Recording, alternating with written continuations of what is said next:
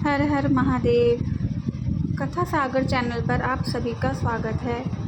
आज की इस वीडियो में हम सुनेंगे शिव पुराण का तीसरा अध्याय। शौनक जी कहते हैं, महाभाग सूत जी, आप सर्वज्ञ हैं महामते। आपके कृपा प्रसाद से मैं बारंबार कृतार्थ हुआ।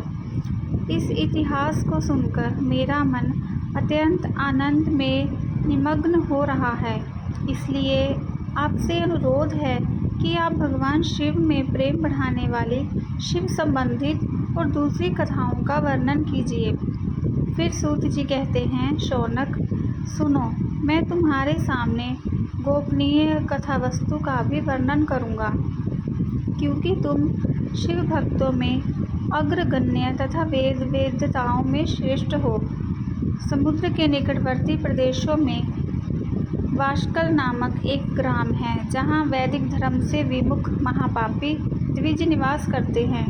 वे सभी बड़े दुष्ट हैं, किसानी करते हैं और भांति भांति प्रकार के अस्त्र शस्त्र रखते हैं। वे व्यभिचारी और खल हैं। उन सबको इस बात की बिल्कुल भी आभास नहीं है कि ज्ञान वैराग्य सधर्म का सेवन ही मनुष्यों के लिए परम पुरुषार्थ है। वे सभी पशु बुद्धि वाले हैं। जिस स्थान के द्विज ऐसे बुद्धि वाले हों, वहाँ के अन्य वर्णों के बारे में क्या कहा जाए।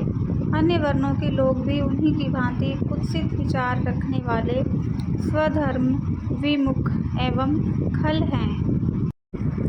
वे सदा कुकर्मों में लिप्त रहते हैं और दिन प्रतिदिन विषय भोगों में ही डूबे रहते हैं।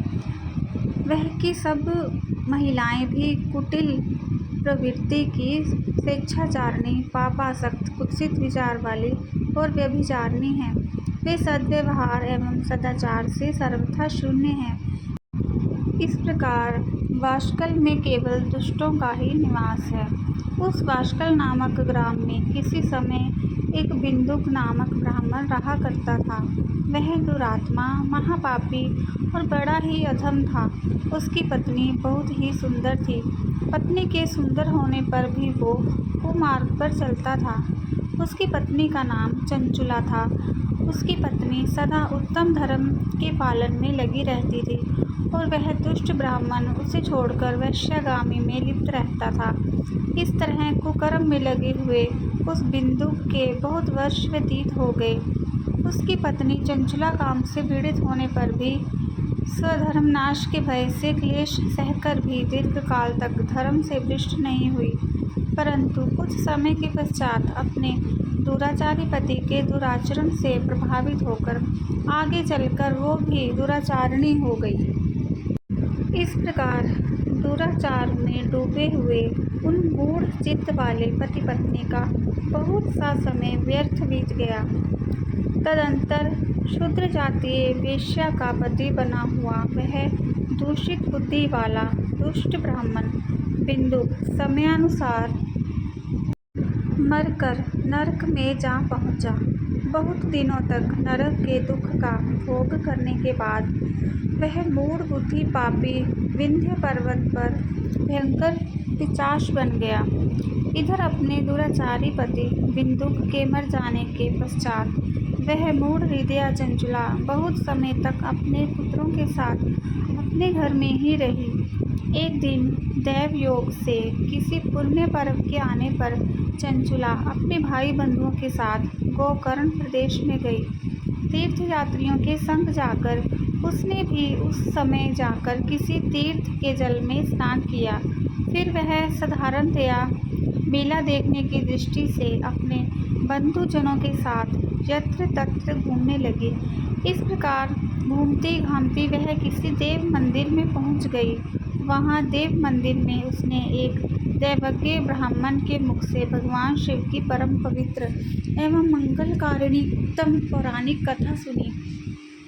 कथावाचक ब्राह्मण कह रहे थे कि जो स्त्री पुरुषों के साथ व्यभिचार करती है, वो मरने के बाद यमलोक जाती है।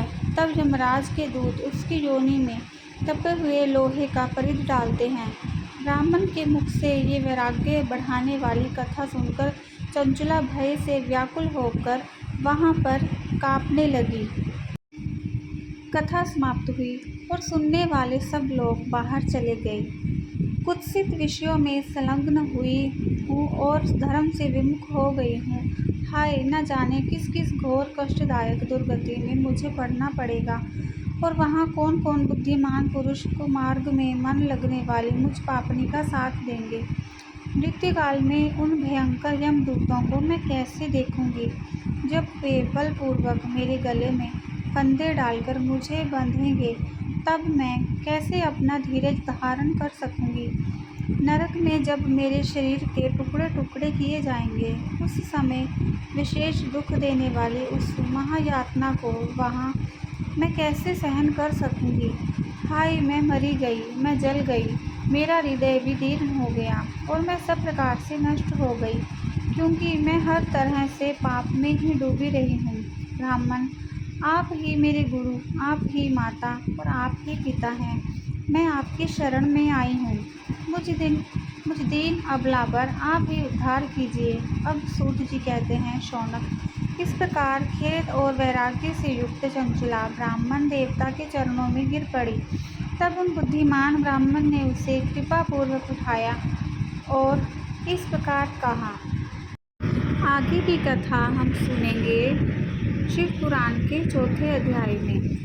वीडियो पसंद आई हो तो वीडियो को एक लाइक करें, और अगर अभी तक आपने मेरे चैनल को सब्सक्राइब नहीं किया है तो सब्सक्राइब कर लें और बेल आइकॉन को प्रेस करना ना भूलें, ताकि आने वाली वीडियो की नोटिफिकेशन आपको मिलती रहे। हर हर महादेव।